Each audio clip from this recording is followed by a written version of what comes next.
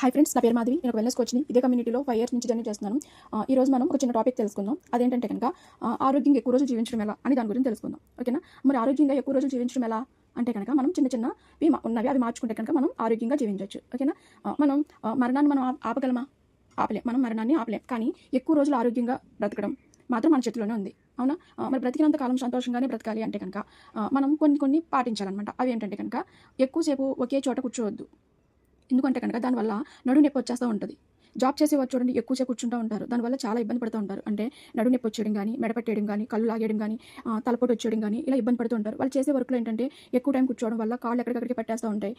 వాళ్ళకి వర్క్ వల్ల స్ట్రెస్ పెరిగిపోతూ ఉంటుంది. వాళ్ళు చేసేటప్పుడు ఏంటంటే కనుక వాళ్ళు ల్యాప్టాప్ కూడా వాళ్ళు కూర్చొని కాల్ మీద పెట్టుకుని వర్క్ చేసుకుంటూ ఉంటారు. దానివల్ల కూడా వాళ్ళకి ఇబ్బంది అనమాట. వాళ్ళ పిల్లలు లేరనుకోండి, ఆ పిల్లలు కూడా అలా వాళ్ళు చేసే వర్క్ వల్ల కూడా వాళ్ళకి ఇబ్బంది అవుతూ ఉంటుందన్నమాట. ఎప్పుడు కూడా ల్యాప్టాప్ అనేది వాళ్ళు కాళ్ళ మీద తొడల మీద పెట్టుకోకూడదు అనమాట. ఓకేనా? ఎందుకంటే కనుక దానివల్ల మనకి కొన్ని హెల్త్ ప్రాబ్లమ్స్ అనేది వస్తూ ఉంటాయి. అలాగే మనం మార్చుకోవాల్సింది ఇంకోటి ఏంటంటే కనుక మనం తినే ఫుడ్ కూడా మనకి చాలా బ్యాలెన్స్డ్గా ఉండాలి.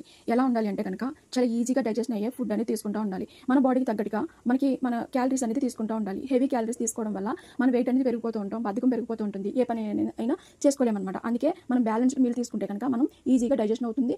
హెవీ క్యాలరీస్ అనేది వెళ్ళవు. మనం బాడీ అంతా కూడా చాలా తేలిగ్గా ఉంటుంది అనమాట. ఇంకొకటి ఏంటంటే కనుక మనం ప్రతిరోజు ఫిజికల్ యాక్టివిటీ అనేది మన బాడీకి ఇస్తూ ఉండాలి. ఎప్పుడైతే మన బాడీ ఫిట్గా ఉండాలనుకుంటామో కానీ మన ఫిజికల్ యాక్టివిటీ అనేది మనం చెయ్యం. కానీ ఎప్పుడైతే మనం ఫిజికల్ యాక్టివిటీ చేస్తూ ఉన్నామో మన మనసు ప్రశాంతంగా ఉంటుంది.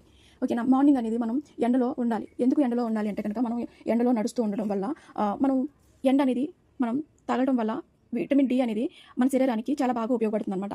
అలా అని చెప్పి మధ్యాహ్నం కాదు. ఓకేనా? మనకి నిద్ర అనేది చాలా అవసరం. ఓకేనా? నిద్ర అనేది ఎప్పుడైతే మనకి తగినంత నిద్ర అనేది మనం ఇస్తూ ఉంటామో అంటే మన శరీరానికి కనీసం 7 గంటల నిద్ర అనేది శరీరానికి అవసరం అనమాట. ఇవ్వాలి ప్రతి ఒక్కరు కూడా. ఎందుకు ఇవ్వాలి అంటే కనుక మనం పడుకునేటప్పుడే మన శరీరం రిపేర్ చేసుకుంటుంది అనమాట. రిపేర్ జరుగుతూ ఉంటుంది.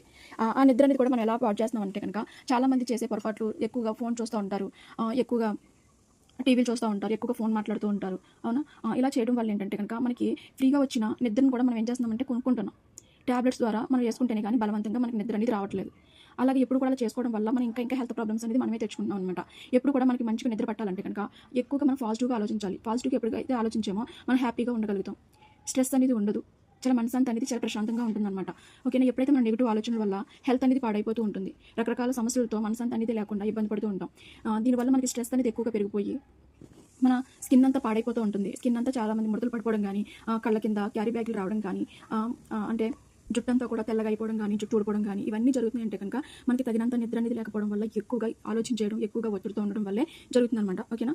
దానికి తగ్గట్టుగా మన వాటర్ అనేది కూడా మనము మన బాడీ తగ్గట్టుగా వాటర్ అనేది ఇస్తూ ఉండాలి. ఎప్పుడైతే మన బాడీకి తగ్గట్టుగా వాటర్ని డిజైన్ చేసుకున్నామో మన బాడీలో ఎలాంటి వ్యర్థాలు అనేది ఉండవు. అన్నీ కూడా బయటకు వెళ్ళిపోతూ ఉంటాయి. మన స్కిన్ అనేది గ్లోగా కనిపిస్తూ ఉంటుంది.